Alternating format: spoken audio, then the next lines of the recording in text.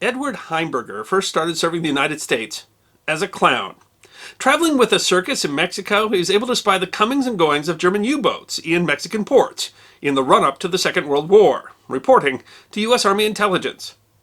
He enlisted in the Navy in 1942, but was discharged in order to take a commission as an officer in the U.S. Navy Reserve, serving aboard the Ormsby-class attack transport USS Sheridan.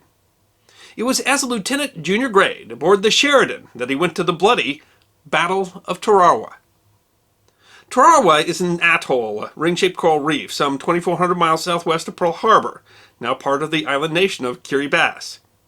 Part of the Gilbert Islands chain, Tarawa had been occupied by the Japanese in December of 1941. The atoll was part of the U.S. island hopping strategy. To take the important Mariana Islands, U.S. planners had determined that the U.S. must first take the Marshall Islands. But the Japanese garrison at Tarawa straddled U.S. communication lines between the Marshall Islands and the U.S. Pacific headquarters at Pearl Harbor. Thus, Tarawa was a critical start to the Marianas campaign. The Japanese defense was centered on the island of Besio on the extreme southwest side of the atoll. While only slightly larger than a half square mile, Besio is the largest island in South Tarawa and included an airfield. Tarawa's 4,500 Japanese defenders, including some 1,200 engineers, had had nearly a year to prepare defenses and were well equipped. The defenses included 14 large-caliber coastal defense guns, 40 artillery pieces, a dozen Type 95 tanks, and over 500 fortified pillboxes, covering an island only approximately 2 miles long. At Tarawa, the 18,000 Marines of the 2nd Marine Division would be facing the first serious Japanese opposition to an amphibious landing, and an entrenched enemy prepared to fight virtually to the last man.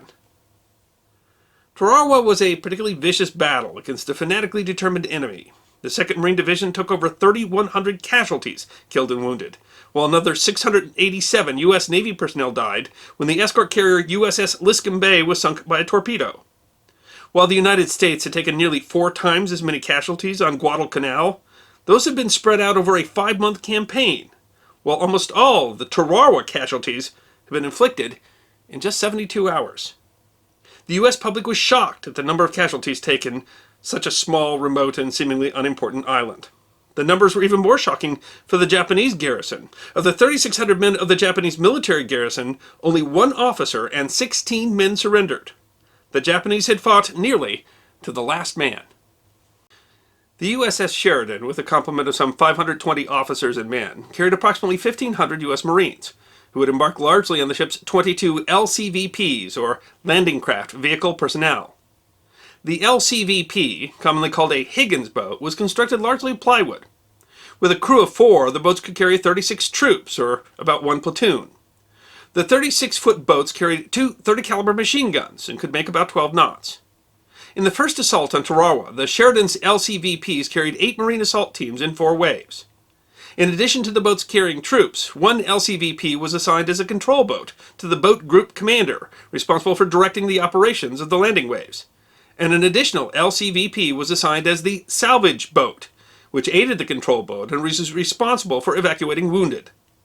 Lieutenant Heimberger commanded the salvage boat, Boat 13. Heimberger worked through the first day assisting the control boat in recovering damaged LCVPs. But the next day his boat came upon 150 Marines who were pinned, waist-deep in water, being strafed by machine guns and snipers. The invasion plans had assumed that the high tide would provide approximately 5 feet of water over the coral reefs, plenty of draft for a Higgins boat. But the day of the invasion, the ocean experienced a neap tide, the tide that occurs at the point where the solar tide cancels out the lunar tide. In short, the tide didn't rise, and the Higgins boats could not approach the shore. Hundreds of Marines were discharged in the water hundreds of yards from shore, forced to wade through waist or chest deep water under fire. These Marines had walked into a death trap, triple crossfire from hidden machine gun nests and snipers. Almost 100 of the 150 Marines were already wounded. With no other shallow boats available, Heimberger in the salvage boat, along with the command boat, took it upon themselves to rescue the men. Under fire, they began collecting and evacuating the wounded. Eventually, Boat 13's propeller was damaged on the reef, and Heimberger took control of another LCVP. On the return, the Japanese fire had increased, and the Marines were struggling as the tide was coming in. It became clear that the men needed to be evacuated more quickly.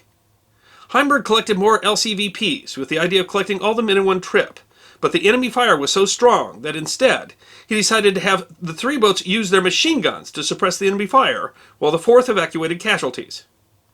Still, as his boat collected wounded, they had to stop for a moment to silence a particularly persistent sniper with their .30 caliber machine guns. The fire was intense, with particular risk of incendiary ammunition igniting the fuel drums aboard the LCVP. The men in the boat were stomping upon the burning rounds inside the boat to try to prevent their igniting the fuel.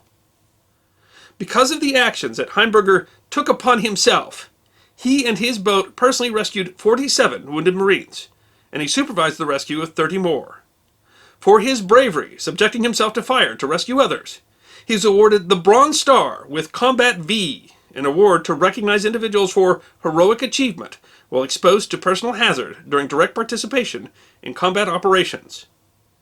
It was a fitting award for a man who did not have to expose himself to enemy fire, but took it upon himself to do so to rescue his comrades.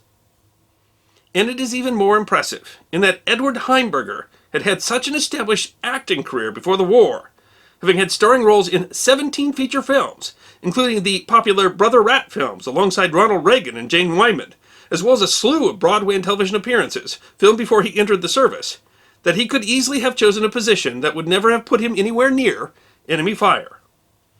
Early in his career, Heimberger had stopped using his last name for his acting credits because people kept mispronouncing it Heimberger.